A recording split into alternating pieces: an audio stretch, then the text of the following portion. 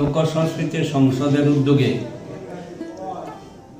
এবং কৈলাসহর মিউনিসিপ্যাল কাউন্সিলের যৌথ উদ্যোগে আগামী 28 এবং 29 ডিসেম্বর কৈলাসহরে 2 দিনের বাউলের উৎসব হবে।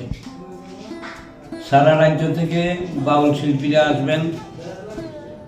এখানে আশ্রম স্কুলের মাঠে আমরা গান গাইব, আপনারা সবাই আসবেন, আনন্দ উপভোগ করবেন এবং যেসব শিল্পীরা আসবেন তাদেরকে আপনারা উৎসাহিত করবেন। আজকে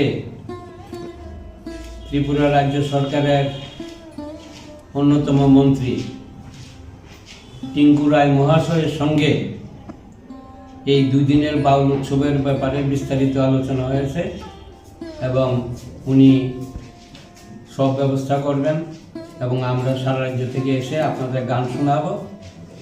আপনারা আসবেন, গান শুনেন, আনন্দ উপভোগ করেন।